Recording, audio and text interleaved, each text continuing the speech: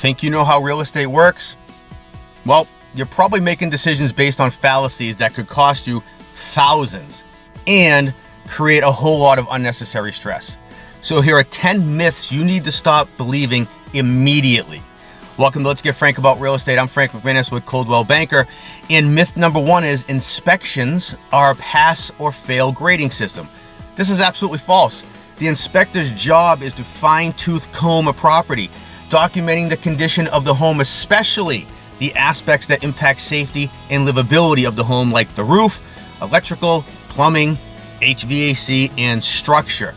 As a result of that inspection, you get a report of the findings so you can make an informed decision. Hard stop.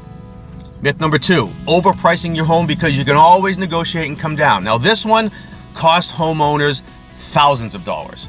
Overpricing your property typically means fewer showings, more days on the market, lower than asking offers, and eventually a price reduction, which, by the way, 26% or 1 in 4 single-family homes throughout Middlesex County have done over the last year. Your home value isn't determined by what you want. It's determined by what the market is willing to spend on it. Now, myth number 3, and this is my favorite, all realtors are basically the same. Okay, well, let me ask you, are all doctors the same? Are all attorneys the same? Hell, are all wait staff at a restaurant the same? Marketing strategy and pricing, ability to negotiate and communicate, preparation and vendor relationships, overall network and problem-solving ability, and reputation in the industry can make a massive difference. Advisory matters when you're dealing with probably the biggest financial decision of your life. Myth number 4, I'll get a better deal if I work directly with a listing agent. Don't count on it. The listing agent legally represents the seller's interest through their legally binding agreement. A buyer should understand who represents them, what services they're receiving, and how compensation works before making an offer. Don't make a bad decision on the assumption that you will get a discount, because you won't. Myth number 5, once I find the house, then I'll get pre-approved.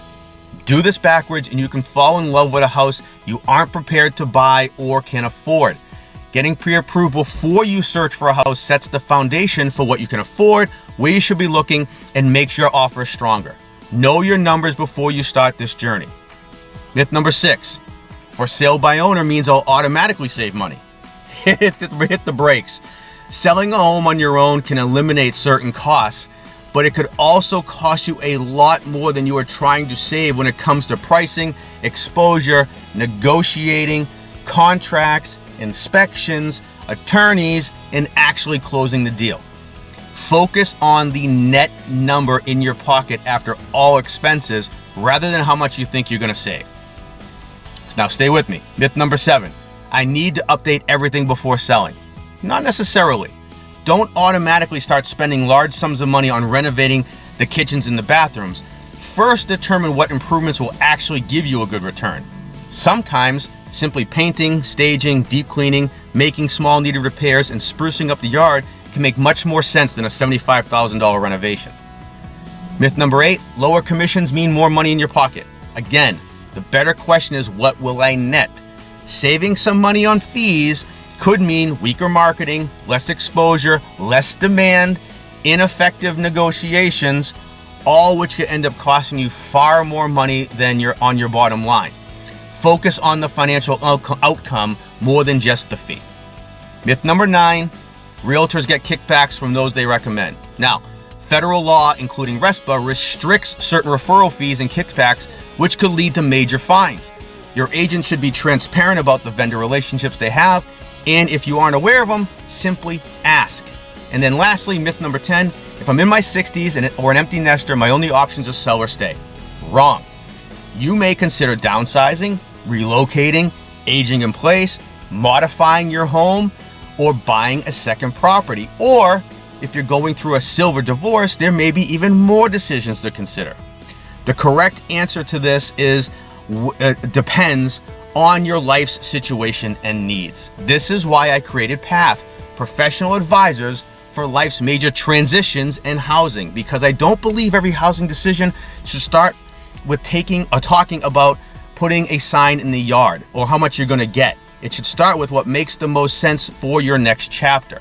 So whether you're buying your first home, selling the family home, downsizing after the age of 60, relocating or navigating divorce, you don't need to have all the answers before you start the conversation. You just need to know what questions to ask. As always, I hope this helps you. And for over 450 more videos like this with tips on all things real estate related, please go ahead and like, follow, subscribe, and share any of my social media pages. I thank you so much for watching, and until next time.